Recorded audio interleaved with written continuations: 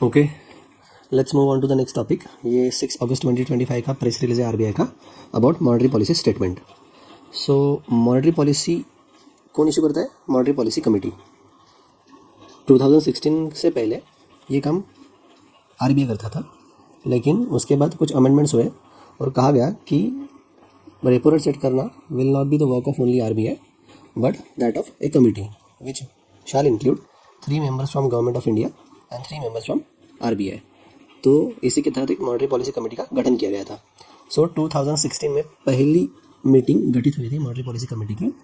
अभी as on date ये 56th meeting है मॉनेटरी पॉलिसी कमेटी की। तो यहाँ पे क्या डिसीजंस लिए गए या फिर क्या statement regarding regulatory and development policy issue की गई, ये हम थोड़ा पढ़ लेंगे। उसके बाद मॉनेटरी पॉलिसी एक्जैक्टली क्या होती है, मॉनेटरी पॉलिसी कमेटी भी एक्जैक्टली क्या होती है, ये थोड़ा हम डिटेल में पढ़ेंगे। तो 56 मीटिंग में क्या आउटकम बाहर आया? So the committee has kept repo rate unchanged, that is 5.50%। ये पिछले कमेटी में भी चेंज हुआ था मीटिंग में 5.50%, उसी को भी कंटिन्यू रखा गया है। रेपो रेट बेसिकली क्या होता है? ऐसा रेट जहाँ पे आरबीआई लेंडिंग कर सकती है किसी कमर्शियल बैंक को, ठीक है, तो उसके ऊपर वो जो रेट चार्ज करेगी that is a repo rate. उसके बाद स्टैंडिंग डिपॉजिट फैसिलिटी कितना रखा गया? 5.25%, ठीक है। स्टैंडिंग डिपॉजिट फैसिलिटी क्या होता है? अगर कोई भी कमर्शियल बैंक के पास या फिर शेड्यूल कमर्शियल बैंक के पास एक्सेस में पैसा अगर पड़ा है, so that will be the debt asset for the bank, क्योंकि वहाँ पे तो वो एसेट ग्रो नहीं कर रहा, वहाँ पे कोई इंटरेस्ट मिल नहीं रहा। तो ये जो एक्सेस लिक्विडिटी है, ये कोई भी bank, for example axis bank या फिर एसबीआई, आरबीआई के पास पार करके रखती है, तो उसके ऊपर उनको एक रेट ऑफ इंटरेस्ट मिलता है that is 5.25%। So SDF is used to suck this much of excess liquidity. उसके बाद एमएसएफ मार्जिनल स्टैंडिंग फैसिलिटी भी कितना रखा गया? 5.75%। तो रेपो रेट 5.50%, यहाँ पे 0.25 बढ़ा दो तो 5.75 हो जाएगा, that is marginal standing facility. और उसके बाद 5.50 में से 0.25 कम करो तो आपको क्या मिलेगा? स्टैंडिंग डिपॉजिट फैसिलिटी, ठीक है। उसके बाद bank rate will also be the same as MSF, that is 5.75%। तो ये एसडीएफ क्या होता है, एमएसएफ क्या होता है, बैंक रेट क्या होता है, ये थोड़ा डिटेल में हम नीचे पढ़ेंगे। सो the committee said they will continue with the neutral stance, ठीक है। तो मॉनेटरी पॉलिसी के कुछ स्टांसेस होते हैं, जैसे न्यूट्रल स्टांस, मतलब जो पिछले मीटिंग में निर्णय लिया गया था वही हम कंटिन्यू करेंगे, ना ही रेपो रेट को बढ़ाएंगे ना ही उसको कम करेंगे, क्योंकि रेपो रेट का मेन पर्पस होता है मनी सप्लाई को कंट्रोल करना। अगर मनी सप्लाई मार्केट में ज़्यादा है तो इन्फ्लेशन ज़्यादा रहेगा, तो इसी एक्सेस मनी सप्लाई को सक करने के लिए रेपो रेट वाला आइडिया काम करता है। तो न्यूट्रल स्टांस के बारे में हमने थोड़ा देख लिया। इसके बाद बावजूद एक एक्सपांशनरी स्टांस भी होता है और दूसरा कैलिब्रेटेड टाइटनिंग वाला स्टांस भी होता है, ये भी हम थोड़ा डिटेल में पढ़ेंगे बाद में। तो बेसिक ऑब्जेक्टिव क्या होता है? मैंने पूछा इन्फ्लेशन को कंट्रोल करना, तो वो कौन सा इन्फ्लेशन इंडेक्स रहता है? CPI, consumer price index. इसको कहाँ तक कंट्रोल करना है? तो 4% ±2%, मतलब रेंज क्या होगी? 2 to 6% के बीच में हमको सीपीआई कंबाइन मेंटेन करके रखना होता है। कमिटी ने एक और ऑब्जर्वेशन प्रोजेक्ट किया है कि real GDP growth will be 6.5%। उसके बाद CPI inflation will be 3.1% and CPI headline inflation that will B 2.1%, ठीक है। सो ये 56 मॉनेटरी पॉलिसी कमेटी के कुछ आउटकम्स थे। उन्होंने कुछ और पॉइंट्स भी नोट किए हैं, जैसे कि एज ऑन अगस्त 1, 2025 हमारा फॉरेक्स रिजर्व कितना है? तो 688.9 बिलियन, ठीक है। ये याद रखना, 688.9 बिलियन लिखें। और इतने फॉरेक्स रिजर्व से हम कितने महीने का इंपोर्ट कर सकते हैं? तो near about more than 11 months of import merchandise वाला। आरबीआई 2024 के फेज़ 1 में ये क्वेश्चन पूछा था, उन्होंने दिया था कि हमारा इतना फॉरेक्स रिजर्व है, लेकिन ये कितने महीने तक का इंपोर्ट कवर कर सकता है? So the answer was 11 months। तो ठीक है, ये चीज़ें याद रखना। उसके बाद एक पॉइंट और नोट किया गया, that is CD ratio, that is credit to deposit ratio, मतलब बैंकों के पास कितना पैसा डिपॉजिट में आता है और उसमें से कितना पैसा क्रेडिट में चला जाता है। सो इट सेज 78.9%, ठीक है, as at the end of June 2025। So ये कुछ आउटकम्स थे मॉनेटरी पॉलिसी कमेटी के द्वारा। तो हमने देखा था रेपो रेट कितना मेंटेन किया था उन्होंने? 5.5%, और मेंटेन मतलब एज कम्पेयर टू पिछला वाला पॉलिसी। लेकिन ये आरबीआई का रेपो रेट हमेशा फ्लक्चुएट होता रहता है, क्योंकि उसका ऑब्जेक्टिव होता है मनी सप्लाई को कंट्रोल करना। तो ये देखिए, हमने यहाँ पे चार्ट मेंशन किया है। तो यहाँ पे अप्रैल 2022 में रेपो रेट कितना था? 4% था। आज की डेट में कितना है? 5.5% है। यहाँ पे जो डेटा ये जून 2025 का है। अभी हम जो पढ़ रहे हैं 56 मॉनेटरी पॉलिसी कमेटी का आउटकम है, वो भी 5.5% उन्होंने कंटिन्यू किया गया है अगस्त में। और मॉनेटरी पॉलिसी की मीटिंग नॉर्मली बाय मंथली होती है, 2 महीने में एक बार ये हो ही जाती है। तो अभी अगस्त की मीटिंग हो गई, उसके बाद सितंबर, उसके बाद अक्टूबर का फिर से कोई आउटकम आएगा। उसमें अगर आरबीआई रेपो रेट फिर से कम कर दिए तो उसके बाद वो वाला चीज़ देखेंगे। इसके बावजूद कुछ स्टेटमेंट भी इशू किए जाते हैं regarding developmental and regulatory policy. तो पहला स्टेटमेंट क्या इशू किया गया? देखिए, कमेटी में कुछ चीज़ें डिसाइड होती हैं और उसके बेसिस पे बाद में फिर डायरेक्शंस या फिर डिटेल में सर्कुलर्स बनते हैं। तो अभी तो सिर्फ एक आउटकम यहाँ पे इशू किया गया है। कौन सा आउटकम है ये? This is regarding disease customers of the bank. For example अगर मेरा SBI में एक अकाउंट है, अगर कल जाके फॉर एग्जांपल मैं डिसीज हो गया, फिर मैं मर गया, तो फिर मेरे अकाउंट के जो पैसे हैं, या फिर मैंने अगर कोई 10 या फिर 20 ग्राम का गोल्ड वहाँ पे रखा होगा डिपॉजिट लॉकर्स में, या फिर मैंने कोई लैंड खरीदी है तो उसकी सेल डीड मैंने सेफ कस्टडी में रखी है, तो फिर मेरे मरने के बाद उन चीज़ों का क्या होगा? So obviously nomination facilities there. लेकिन ऐसी कोई स्टैंडर्ड प्रोसीजर है नहीं कि उसके बाद उसका सेटलमेंट कैसे होगा। जैसे फॉर एग्जांपल SBI में कुछ अलग प्रोसीजर होगी, HDFC में कुछ अलग प्रोसीजर होगी, एक्सिस में कुछ अलग प्रोसीजर होगी। So there is no standardisation of the procedure. So ये कमेटी ने यही डिसाइड किया है कि ये जो डिफरेंट प्रोसीजर्स होते हैं बैंक के, इनको हम यूनिफॉर्मिटी देंगे, मतलब उनको स्टैंडर्डाइज करेंगे। अब ये कैसे करने वाले, इसका डिटेल में डायरेक्शंस या फिर सर्कुलर जब बाद में आएगा हम तब पढ़ेंगे। सो याद रखना, standardisation of procedure for settlement of claim in respect of deposit accounts of a deceased customers of the bank. उसके बाद दूसरा स्टेटमेंट भी यहाँ पे इशू किया गया है regarding auto bidding facility in RBI retail direct scheme. तो RBI रिटेल डायरेक्ट स्कीम क्या है? ये नवंबर 2021 में लॉन्च की थी। पहले अगर मुझे गवर्नमेंट सिक्योरिटी में या फिर ट्रेजरी बिल में अगर इन्वेस्ट करना था तो मुझे इंटरमीडिएट की हेल्प चाहिए थी। जैसे फॉर एग्जांपल बैंक हो गया, या फिर कोई ब्रोकर हो गया, या फिर कोई इंस्टीट्यूशनल इन्वेस्टर होगा, मतलब मैं उनके पास मैं मेरा पैसा जमा करूँगा और उनको बस मैंडेट दूंगा कि ये यहाँ पे इन्वेस्ट करना है, लेकिन मैं डायरेक्टली इन्वेस्ट नहीं कर सकता था गवर्नमेंट सिक्योरिटीज़ में। लेकिन नवंबर 2021 में RBI ने एक विंडो ओपन कर दी है जिसका नाम है RBI रिटेल डायरेक्ट स्कीम।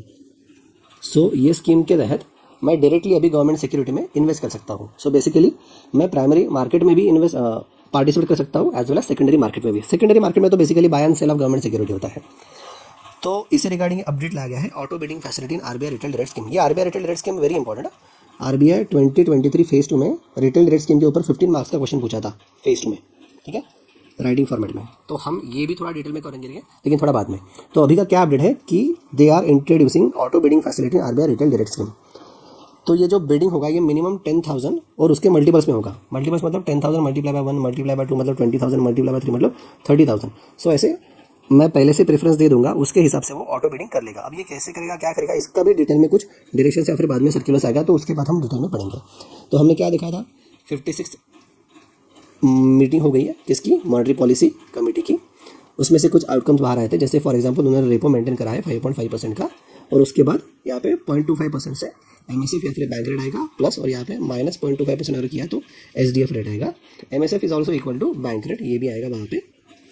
उसके बाद उन्होंने GDP प्रिंट किया 6.5%, CPI इन्फ्लेशन किया 3.1%, और CPI हेडलाइन इन्फ्लेशन किया 2.1% के आसपास। उन्होंने ये भी बोला कि हमारा एज ऑन अगस्त 1, 2025 कितना फॉरेस्ट रिजर्व है, तो $688.9 बिलियन $, और ये कितने महीने का इंपोर्ट कवर करेगा, तो मोर देन 11 मंथ्स का इंपोर्ट ये कवर करेगा। उसके साथ साथ कुछ स्टेटमेंट रिलीज किया गया regarding development and regulatory policy. पहला किसका था कि स्टैंडर्डाइजेशन किया जाएगा, किसका, प्रोसीजर का। किसके प्रोसीजर का, अगर फॉर एग्जांपल कोई डिसीज बैंक अकाउंट होल्डर होता है तो उसके बाद उसका सेटलमेंट कैसे होगा नॉमिनेशन के लिए, तो उसका स्टैंडर्डाइजेशन किया गया। और दूसरा था auto bidding facilities in RBI retail direct scheme. अभी हम थोड़ा डिटेल में पढ़ लेते हैं कि what do you mean by monetary policy and monetary policy committee. यही क्वेश्चन पूछा था RBI ग्रेड बी 2024 फेज 2 में कि mention any 5 instruments of monetary policy. तो ये हम थोड़ा डिटेल में पढ़ेंगे।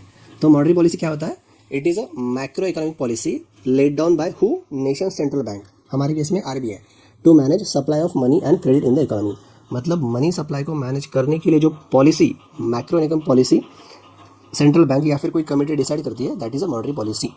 और हमारा प्राइमरी ऑब्जेक्टिव क्या होता है मॉनेटरी पॉलिसी का, तो प्राइस स्टेबिलिटी, मतलब मनी सप्लाई को कंट्रोल करना। क्योंकि मार्केट में अगर मनी सप्लाई बढ़ेगा तो डिमांड बढ़ेगी तो इन्फ्लेशन बढ़ेगा।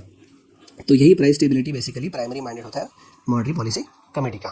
कोई दूसरे ऑब्जेक्टिव्स भी होता है सेकेंडरी, जैसे फॉर एग्जांपल इकोनॉमिक ग्रोथ करना हो गया, फाइनेंशियल स्टेबिलिटी हो गई, एम्प्लॉयमेंट जनरेशन हो गया, या फिर एक्सटर्नल स्टेबिलिटी भी इंश्योर करना, for example foreign exchange rate वाला स्टेबिलिटी। तो ये मॉनेटरी पॉलिसी के कुछ ऑब्जेक्टिव्स होते हैं। अभी हमको तो पता है कि मॉनेटरी पॉलिसी से क्या किया जाता है, मनी सप्लाई को कंट्रोल किया जाता है या इनडायरेक्टली इन्फ्लेशन को कंट्रोल किया जाता है। सो ऐसे कौन से टूल्स होते हैं जिससे हम इन्फ्लेशन को या फिर मनी सप्लाई को कंट्रोल कर सकते हैं। सो वी हैव ए की इंस्ट्रूमेंट्स ऑफ मॉनेटरी पॉलिसी। तो हमारे पास कुछ क्वांटिटेटिव इंस्ट्रूमेंट्स है और कुछ क्वालिटेटिव इंस्ट्रूमेंट्स है। क्वांटिटेटिव इंस्ट्रूमेंट डायरेक्टली इंपैक्ट करेंगे मनी सप्लाई के ऊपर, सो that is why they have qualitative instruments. और जो क्वालिटेटिव होता है ये बेसिकली जोर ज़बरदस्ती होती नहीं है, ये मॉरल सुएशन जैसी चीज़ें होती है। ये थोड़ा हम पढ़ेंगे बाद में, लेकिन what is important for is qualitative instrument. उसमें भी डायरेक्ट इंस्ट्रूमेंट होती है, उसके बाद इनडायरेक्ट इंस्ट्रूमेंट होती है। डायरेक्ट इंस्ट्रूमेंट मतलब जो डायरेक्टली इंपैक्ट करता है मनी सप्लाई को, तो यहाँ पे कौन सा आएगा, एक आएगा CRR कैश रिजर्व रेशियो, दूसरा SLR स्टैट्यूटरी लिक्विडिटी रेशियो। और इनडायरेक्ट इंस्ट्रूमेंट में मतलब ये कुछ कम ज़्यादा करने से डायरेक्टली इम्पैक्ट नहीं कर रहा है मनी सप्लाई को, लेकिन ये इनडायरेक्टली इम्पैक्ट करता है। इनडायरेक्ट इंस्ट्रूमेंट कौन से आएंगे, bank rate, liquidity adjustment facility जहाँ पे रेपो रिवर्स रेपो वाली चीज़ें आएगी, मार्जिनल स्टैंडिंग फैसिलिटी, उसके बाद ओपन मार्केट ऑपरेशन जहाँ पे गवर्नमेंट सिक्योरिटी का बाय एंड सेल हो जाएगा RBI के द्वारा, मार्केट स्टेबलाइजेशन स्कीम भी आ सकती है यहाँ पे, बेस रेट वाली, MCLR वाली या फिर EBLR वाली चीज़ें, ठीक है। MCLR मतलब marginal cost of fund based lending rate, और यहाँ पे एक्सटर्नल बेंचमार्क लेंडिंग रेट। तो थोड़ा ये इंस्ट्रूमेंट्स हम थोड़ा एक ओवरव्यू ले लेते हैं। देखो मैं यहाँ पे ऐसे चीज़ें आपको बता रहा हूँ कंसिडर करके कि बेसिकली आपने फेज 1 क्लियर करा है और यहाँ पे हम बेसिक से नहीं जा रहे हैं, ठीक है। बेसिकली आपको ये चीज़ें थोड़ा थोड़ा पता है, सो जो एग्जाम के लिए काम में आ जाएगी वो चीज़ें मैं आपको यहाँ पे थोड़ा रिवाइज करवा रहा हूँ। तो हम थोड़ा कैश रिजर्व रेशियो के बारे में हम देख लेते हैं। सो कैश रिजर्व रेशियो मतलब क्या होता है, it is a type of direct instrument to control money supply. कैसे, समझ लीजिए कि फॉर एग्जांपल CRR ऐसा पार्ट होता है जो कैश में मेंटेन करना होता है, किसको, कमर्शियल बैंक को, किसके पास, तो RBI के पास। लेकिन ये कितना % होता है और ये किसका होता है, तो percentage of net demand and time liabilities. तो बैंकों की net demand and time liabilities क्या होगी, देखिए net demand and time liabilities, यहाँ पे दो लायबिलिटी है, demand liability and time liability. बैंकों की लायबिलिटी क्या होता है, हमारा डिपॉजिट, और डिमांड लायबिलिटी क्या होगी, बेसिकली करंट अकाउंट या फिर सेविंग अकाउंट में हमारा कितना पैसा पड़ा है, ये बैंकों की लायबिलिटी है। और टर्म लायबिलिटी मतलब कितना होता है, हमारा बैंकों के पास FD या फिर RD में कितना पैसा पड़ा होता है, ये होती है उनकी टर्म लायबिलिटी। तो हमारा पैसा बैंकों के पास डिपॉजिट के स्वरूप में पड़ा है, कासा या फिर FD RD में। सेम वे ये बैंकों का भी पैसा कोई अदर बैंक में या फिर कोई अदर फाइनेंशियल इंस्टीट्यूट में डिपॉजिट के रूप में होता है। तो ये पूरा डिपॉजिट और बैंक का दूसरे बैंक के पास जो कि डिपॉजिट होगा वो हम सब्ट्रैक्ट करेंगे, तो हमको जो मिलेगा वो रहेगा net demand and time liabilities of a bank. So इसका कुछ हिस्सा, कुछ परसेंटेज बैंक को कैश के फॉर्म में रखना होता है RBI के पास, ठीक है। So that is the cash reserve ratio. ये क्यों रखना होता है, टू स्टॉप बैंक रन। अगर फॉर एग्जाम्पल कोई बैंक खड्डे में जा रही है तो फिर डिपॉजिट का पैसा तो डूब जाएगा ना, ठीक है। DIC जैसी कुछ इंश्योर कर लेती है लेकिन पूरा पैसा तो इंश्योर नहीं करेगी, तो बैंक रन के कंडीशन के लिए ये चीज़ें इंपॉर्टेंट होती है। तो ये थोड़ा देख लेते हैं हम कि percentage of banks net demand and time liability that must be maintain as a cash reserve in current account with the RBI। देखिए सभी शेड्यूल कमर्शियल बैंक्स का RBI में करंट अकाउंट होता है, तो करंट अकाउंट में वो कैश के फॉर्म में रखा जाता है। Provisions as per RBI Act 1934 section 42(1), ये याद रखना, एग्जाम में आ सकता है कि CRR is maintain as per which act, तो RBI Act 1934 कौन से सेक्शन के अंतर्गत, सेक्शन 42(1) के अंतर्गत। चाइना और USA में भी ऐसी फैसिलिटी है, वहाँ पे इसको RRR बोलेंगे, RRR रिजर्व रिक्वायरमेंट रेशियो, ऐसी कुछ चीज़ें हैं वहाँ पे। और हमारे यहाँ पास कैश रिजर्व रेशियो है। सो 2006 के पहले इसका सीलिंग था 20%, मतलब आप 20% तक CRR लिमिट कर सकते हो, और सबसे कम कितना, तो 3% तक, मतलब मिनिमम 3% होना ही चाहिए। सो सीलिंग था 20% का और फ्लोर था 3% का, मतलब 3 to 20% के बीच में आप CRR मेंटेन कर सकते हो, ऐसा RBI का एक्ट बोलता था। बट एज ऑफ नाउ ऐसी कोई सीलिंग है नहीं। CRR मेंटेन करना कब से चालू हो गया या फिर बैंकों को कंप्लाई करना पड़ा, तो 5 जुलाई 1935। और हमने देखा था कि यहाँ पे RBI के करंट अकाउंट में बैंक वाले पैसा जमा करके रखते हैं in the form of cash, तो उस कैश के ऊपर RBI कोई इंटरेस्ट यहाँ पे दे नहीं रहा, लेकिन अगर कोई बैंक इसको मेंटेन नहीं कर पा रहा तो उसके ऊपर पेनल्टी लगा सकती है। So this is all about the CRR। और ये CRR कब तक मेंटेन करना होता है, बेसिकली जो होता है वो फोर्टनाइटली, मतलब हर 14 डेज में वो CRR मेंटेन होना चाहिए। अगर for example as on date अगर CRR 4.5% है और NDTL बैंक का है फॉर एग्जाम्पल 100 CR, तो 4.5 CR बैंकों ने RBI में in the form of cash जमा करना चाहिए, ठीक है। तो ये पैसा बैंक खुद के पास नहीं रखती है, RBI के पास रखती है in the form of cash. तो सेम वे में SLR भी है। तो हमने देखा था कि ये भाई डायरेक्ट इंस्ट्रूमेंट्स है, इसको अगर आप कम ज़्यादा करो तो ये डायरेक्टली मनी सप्लाई को कंट्रोल करते हैं। फॉर एग्जांपल मैंने बोला था कि NDTL कितना है हमारे पास, 100 करोड़ लेट्स से, और इसका 4.5% मतलब 4.5 CR for example ABC bank को या फिर SBI को RBI में जमा करना पड़ेगा। समझ लीजिए अगर RBI ने ये रेशियो बढ़ा दिया, फॉर एग्जाम्पल 4.5 से 5 बढ़ा दिया, तो 5 CR जमा रखना है। अगर फॉर एग्जाम्पल फिर से बढ़ा के अगर 10% कर दिया तो 10 CR वो RBI में in the form of cash रखना पड़ेगा। लेकिन 100 में से अगर 10 माइनस करोगे तो बैंक के पास सिर्फ 90 CR बचेगा लोन के लिए। सो बैंक जितना कम लोन देंगे उतना मनी सप्लाई कम होगा और इन्फ्लेशन को कंट्रोल कर पाएंगे। So that is why it is called as a direct instrument, जो मनी सप्लाई को डायरेक्टली अफेक्ट कर रहा है। सेम वे SLR भी करता है। What is SLR? SLR is a statutory liquidity ratio, मतलब बैंकों को ये वाला भी पैसा थोड़ा साइड में रखना पड़ेगा। हमने देखा था CRR में कि वो RBI के करंट अकाउंट में रखना होता है in the form of cash, लेकिन अभी ये वाला सेट असाइड करना पड़ेगा इन द फॉर्म ऑफ, वो कैश में भी हो सकता है, वो गवर्नमेंट सिक्योरिटी के फॉर्म में भी हो सकता है, वो गोल्ड के फॉर्म में भी हो सकता है। लेकिन normally commercial banks government security के फॉर्म में रखना पसंद करते हैं। क्यों? क्योंकि कैश तो वैसे भी डेड एसेट है, इसके ऊपर अगर वैसे ही रखा गया तो इसके ऊपर ना इंटरेस्ट मिलेगा और ना ही ये प्रोडक्टिव एसेट रहेगा। Same way gold, for example अभी तो गोल्ड के भाव बढ़ रहे हैं लेकिन ये कम भी हो सकता है, तो ये प्राइसेस फ्लक्चुएट होते हैं। अगर फ्लक्चुएट होगा तो एसएलआर भी फ्लक्चुएट होगा। लेकिन गवर्नमेंट सिक्योरिटी ऐसा इंस्ट्रूमेंट है जो बेसिकली आपको अच्छा ही पॉजिटिव रिटर्न देगा। सो इसलिए maximum banks in the form of government security SLR maintain करते हैं। जैसे कि as per monetary policy committee अगर 18.5 या फिर 18% अगर बैंकों को एसएलआर में मेंटेन करना पड़ेगा, किसका परसेंट, तो वो एनडीटीएल का। सो दैट इज द एसएलआर। तो ये आप कैश में रख सकते हो, ये आप गोल्ड के फॉर्म में या फिर गवर्नमेंट सिक्योरिटी के फॉर्म में। तो इसकी प्रोविजन किस एक्ट के अंतर्गत है? Banking regulation act 1949। हमने देखा तो सीआरआर तो आरबीआई एक्ट 1934 के अंतर्गत उसकी प्रोविजन की है, लेकिन SLR is not included in RBI, it is included in banking regulation act 1949 और उसका सेक्शन है सेक्शन 24(2) है। ठीक है, अब ये सीआरआर का सेक्शन याद कैसे रखना है? नॉर्मली सीआरआर 4% के आसपास होता है। ठीक है, तो 4 से चालू होगा, 4 to 1 और 4 to का उल्टा कितना होता है? 24। सो 24 इज फॉर एसएलआर। ठीक है, 242 है और एक कौन सा के अंदर? बैंकिंग रेगुलेशन 1949 के। So this to be maintain in banks own safe custody. ये कहाँ से कब से स्टार्ट हो रहा है? तो 16 मार्च 1949 से स्टार्ट हो गया। ठीक है, क्योंकि ये एक्ट ही 1949 में आ गया था। तो बिफोर 26 इसकी भी सीलिंग थी कि 40% हाईएस्ट और 25% लोवेस्ट। लेकिन आज ऑन डेट ये जो फ्लोर है, मतलब ये जो लोवेस्ट लिमिट है, ये हटा दी गई है, लेकिन जो सीलिंग है ये 40% ही है। मतलब फॉर एग्जांपल कुछ भी हो जाए, 40% के ऊपर एसएलआर मैंडेट नहीं आ सकता है। अगर फॉर एग्जांपल कोई भी बैंक एसएलआर मेंटेन नहीं करती है तो उसके ऊपर पेनल्टी भी पड़ेंगी। तो फिर हमने देखा था कि 100 करोड़ का अगर बैंक का एनडीटीएल है तो उसका 4.5% तो सीआरआर में चला गया, बराबर 4.5 सीआर, और नियर अबाउट 18 सीआर, मतलब 18% ये कहाँ पे चला गया? एसएलआर में चला गया। तो अगर हम इसको ऐड करते हैं 18 + 4 22.5, अगर 100 में से 22.5 के आसपास आप माइनस करोगे तो आपको मिलेगा 87.5। तो 87.5 सीआर ही आप लोन में घुमा सकते हो, कौन? बैंक। तो अगर ये बढ़ रहा है तो ये कम हो जाएगा, तो it is directly impacting money supply, तो इसलिए it is called as direct instruments. थोड़ा बाकी इंस्ट्रूमेंट्स के बारे में भी पढ़ लेते हैं, जैसे कि फॉर एग्जांपल रेपो रेट। ठीक है, ये मैक्सिमम लोगों को पता भी होगा, फिर भी देख लेते हैं। Repo means repurchase obligation. तो यहाँ पे रीपर्चेस ऑब्लिगेशन थोड़ा कंसेप्ट देख लेते हैं। रेपो रेट क्या होता है? Basically it is interest rate charge by who? Reserve Bank of India. On whom? On any commercial bank except regional rural bank, क्योंकि आरआरबी रेपो में पार्टिसिपेट नहीं कर सकते। ठीक है, तो आरबीआई किसको लोन दे रहा है यहाँ पे? फॉर एग्जांपल एक्सिस बैंक को लोन देगा। ठीक है, अगर फॉर एग्जांपल एक्सिस बैंक को रिक्वायरमेंट है 100 सीआर की लोन की, और एक्सिस बैंक आरबीआई को क्या देगा? सिक्योरिटी एज ए कोलैटरल, वो देगा गवर्नमेंट सिक्योरिटी। लेट्स से ये 101 की दे दिया,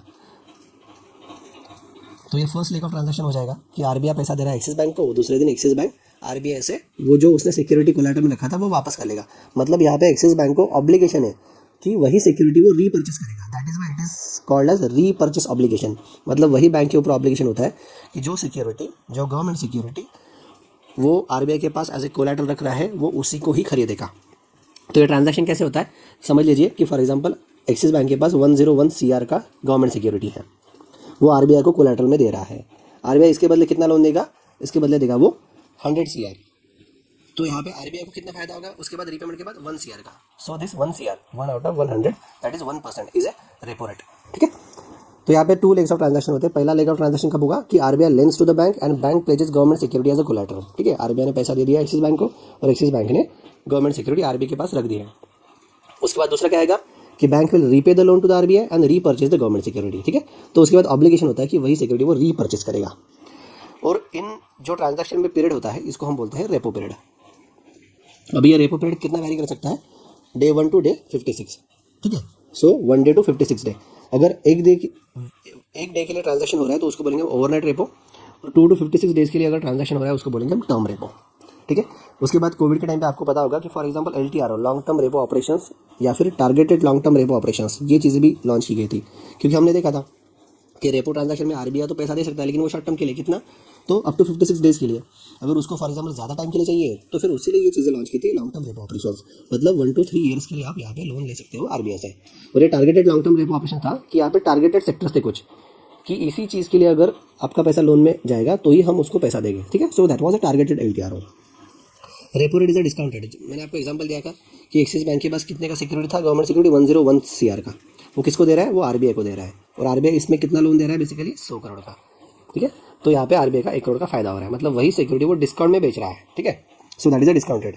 यहाँ पे all schedule banks can take part in repo but RRB cannot. ये याद रखना, एग्जाम के लिए ये पूछ सकता है सो रेपो में एग्जैक्टली प्रोसेस कैसी होती है, वो बिडिंग थ्रू होती है, लेकिन वो थोड़ा डिटेल में नहीं जाएंगे उतना। लेकिन ये याद रखना कि this bids are in the multiples of 5 CR, ठीक है। अगर फॉर एग्जांपल किसी बैंक को लोन चाहिए तो मिनिमम 5 CR लेना पड़ेगा, या फिर 5 CR के मल्टीपल में, जैसे फॉर मल्टीप्लाई 2 10 CR ले सकता है, मल्टीप्लाई 3 15 CR या फिर 20 CR, इसी के मल्टीपल में ये लोन जाएगा। अभी नेक्स्ट पढ़ लेते हैं बैंक रेट। तो थोड़ा ये भी देख लेते हैं कि रेपो रेट कम करने से या फिर बढ़ाने से इन्फ्लेशन पे क्या इफेक्ट होता है। सिंपल है, repo rate for example currently 5.5% है। अगर इसको फॉर एग्जांपल 7% कर लिया गया तो एक्सिस बैंक बोलेगा यार मुझे नहीं चाहिए, मुझे नहीं पूरा रहा है ये, ठीक है। तो वो आरबीआई से लोन लेगा नहीं, तो वो नीचे पैसा घुमाएगा नहीं, तो फिर फॉर एग्जांपल एंड बेनिफिशियरी या फिर कस्टमर का पैसा आएगा नहीं, तो मार्केट में मनी सप्लाई बढ़ेगा नहीं। अगर मनी सप्लाई बढ़ेगा नहीं तो इन्फ्लेशन कंट्रोल में आ जाएगा, क्योंकि डिमांड बढ़ेगी नहीं। उसके अपोजिट अगर फॉर एग्जांपल आरबीआई ने 5.5 से अगर 3% रेपो रेट कर दिया तो एक्सिस बैंक तो ऑब्वियसली उतावला हो जाएगा लोन लेने के लिए, वो भी बाद में पैसा घुमाएगा नीचे बिजनेस के लिए या फिर होम लोन या फिर कार के लिए। हर कोई लोग यहाँ पे फॉर एग्जांपल सस्ता इंटरेस्ट मिल रहा है या फिर सस्ता लोन ले रहा है, इसलिए लोन लेंगे, मार्केट में डिमांड बढ़ेगी तो फिर इन्फ्लेशन बढ़ेगा। तो रेपो की मदद से भी हम मनी सप्लाई को कंट्रोल कर सकते हैं। अभी हमने देखा था कि ये रेपो में एक तो ऑब्लिगेशन होता है कि जो सिक्योरिटी हमने कोलैटरल रखी है वो चीज़ें फिर से खरीदना है, और दूसरा ये भी होता है कि ये शॉर्ट टर्म के लिए मिलता है, ठीक है। अभी मुझे क्या चाहिए, मुझे लॉन्ग टर्म के लिए लोन चाहिए और मेरे ऊपर कोई ऑब्लिगेशन ना हो कि मुझे वही सिक्योरिटी रीपर्चेस करना पड़े। So that rate is called as bank rate, the rate at which RBI lends long term fund to the commercial bank, ठीक है। यहाँ पे भी लोन कौन दे रहा है, आरबीआई दे रहा है। किसको दे रहा है, कमर्शियल बैंक को ही, बट वो लॉन्ग टर्म के लिए दे रहा है। लॉन्ग टर्म के लिए मतलब मोर देन 12 मंथ्स के लिए दे रहा है। और ऑब्लिगेशन है क्या कि वही सिक्योरिटी रीपर्चेस करने का तो नहीं। यहाँ पे गवर्नमेंट सिक्योरिटी के अलावा भी दूसरी चीज़ें कोलैटरल रखी जा सकती है। रेपो में only government security to be pledged as collateral, यहाँ पे वैसा नहीं है। यहाँ पे वो कमर्शियल पेपर भी रह सकता है। फॉर एग्जांपल ऐसे समझिए कि एक्सिस बैंक के पास किसी इंडस्ट्रीज का एक कमर्शियल पेपर है, ठीक है, वो भी फॉर एग्जांपल 101 CR का पेपर है, ऐसा समझ लेते हैं। तो ये कमर्शियल पेपर वो आरबीआई को दे सकता है और आरबीआई से फॉर एग्जांपल 90 CR के आसपास का लोन ले सकता है। तो वो जब रीपे करेगा, एक्सिस बैंक को मिलेगा 90 CR के पास, लेकिन जब एक्सिस बैंक रीपे करेगा तो आरबीआई को नियर अबाउट 101 मिल जाएगा। तो ये 101 का ही कमर्शियल पेपर होता है, लेकिन ये डिस्काउंट रेट पे बेच रहा है एक्सिस बैंक, कितने पे, तो 90 CR के। सो इन बिटवीन जो 11 CR का प्रॉफिट है वो आरबीआई को हो जाएगा, ठीक है। So this is also discount rate या फिर रीडिस्काउंट रेट। तो थोड़ा देख लेते हैं, commercial papers can also be use as a collateral here in the repo, only government security can be use as a collateral, so may impact on SLR, ठीक है। क्योंकि रेपो से अगर लोन लेना है तो गवर्नमेंट सिक्योरिटी से लेना पड़ेगा, और गवर्नमेंट सिक्योरिटी से पार्ट ऑफ एसएलआर, तो एसएलआर को भी तो मेंटेन करना होता है, नहीं तो पेनल्टी लगेगा। But here bank rate is more than repo rate, ठीक है, इसलिए तो वो डिफरेंट है। अगर रेपो रेट और बैंक रेट सेम होते हैं तो फिर कोई सेंस ही नहीं बना होता है इस डिफरेंशिएशन का। और यहाँ पे कोई रीपर्चेस ऑब्लिगेशन यहाँ पे रहता नहीं है, मैंने बोला था।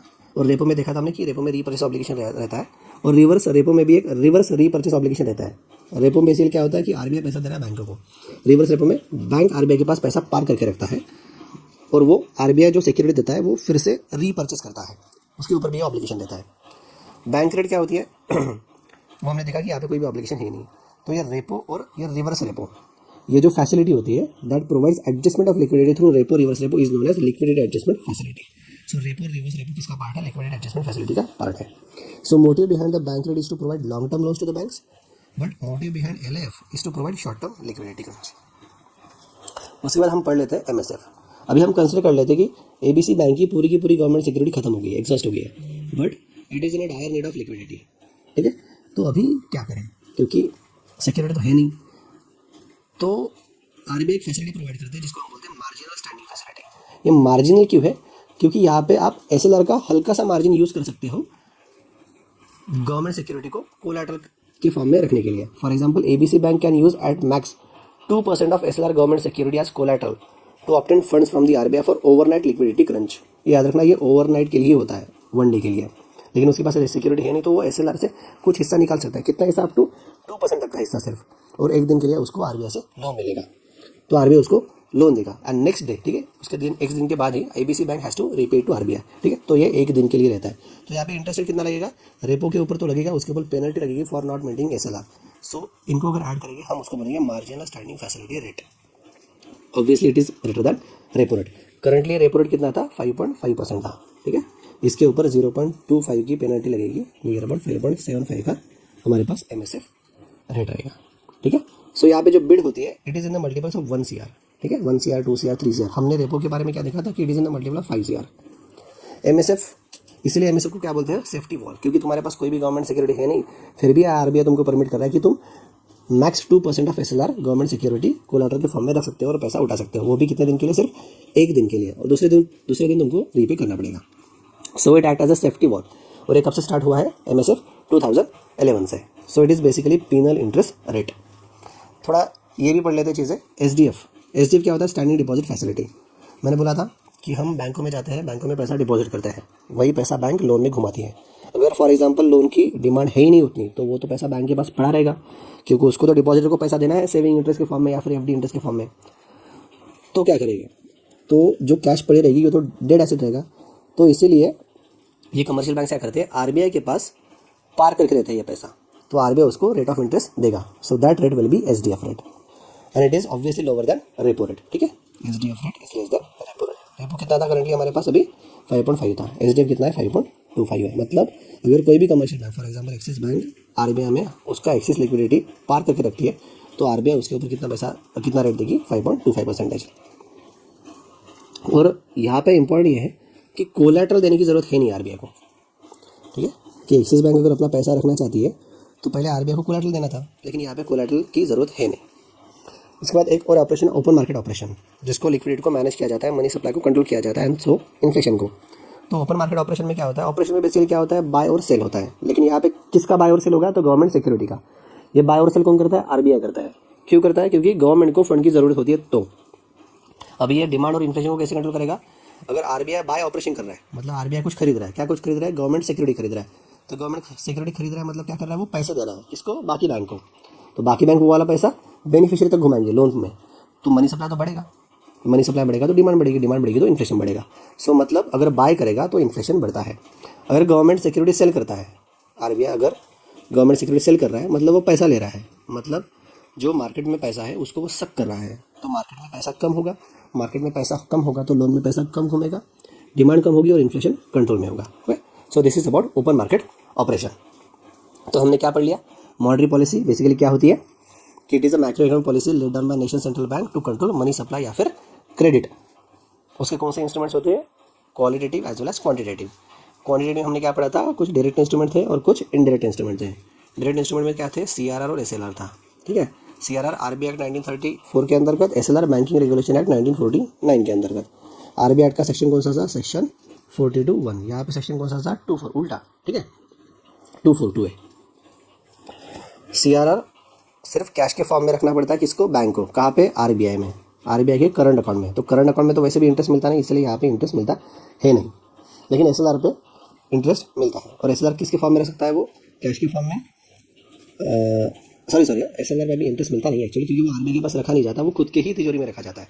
तो it is in the form of cash, in the form of government securities या फिर in the form of gold. लेकिन हमने देखा था कि मैक्सिमम क्या प्रीफर किया जाता है? तो गवर्नमेंट सिक्योरिटी। क्यों? क्योंकि इसके ऊपर हमका रिटर्न मिलेगा। कैश तो वैसे ही पड़ा रहेगा, गोल्ड फ्लक्चुएट होता रहता है, कभी कम होगा कभी ज़्यादा होगा, तो फिर SLR भी फ्लक्चुएट होता है। उसके बाद हमने इंडायरेक्ट इंस्ट्रूमेंट पढ़े थे, जहाँ पे हमने देखा था कि रेपो रेट वाली चीज़ कुछ होती है, रीपर्चेस ऑब्लिगेशन वाली। उसके बाद बैंक रेट भी देखा था, उसके बाद MSF भी देखा था। ठीक है, MSF क्या था? कि मार्जिनल स्टैंडिंग फैसिलिटी। अगर फॉर एग्जांपल कोई भी सिक्योरिटी अगर अवेलेबल है नहीं, तो वो लोन ले नहीं सकता रेपो के अंतर्गत, तो वो SLR का कुछ हिस्सा, मतलब 2% वो यूज़ कर सकता है ओवरनाइट के लिए। यहाँ पे बिड्स होते हैं 1 CR के आसपास। बैंक रेट में क्या था? सेम था, RBI पैसा देती थी बाकी बैंकों को, लेकिन ये लॉन्ग टर्म के लिए। और रेपो रेट में क्या था? ये शॉर्ट टर्म के लिए, near about 1 to 56। Overnight repo और हमने देखा था टर्म रेपो, और उसके बाद ज़्यादा दिन हो गए तो हमने देखा था लॉन्ग टर्म रेपो। उसके बाद हमने ये भी चीज़ देखी थी लिक्विडिटी एडजस्टमेंट फैसिलिटी में, रेपो, रिवर्स रेपो। उसके बाद हमने SDF के बारे में पढ़ा था और बाकी चीज़ों के बारे में हमने पढ़ा था। अभी हमने देखा था कि रेपो रेट कौन डिसाइड करता है? मॉनेटरी पॉलिसी कमेटी डिसाइड करती है। तो मॉनेटरी पॉलिसी कमेटी का गठन कैसे हुआ, उसके रिसेंट डेवलपमेंट्स क्या है, ये हम नेक्स्ट लेक्चर में पढ़ेंगे।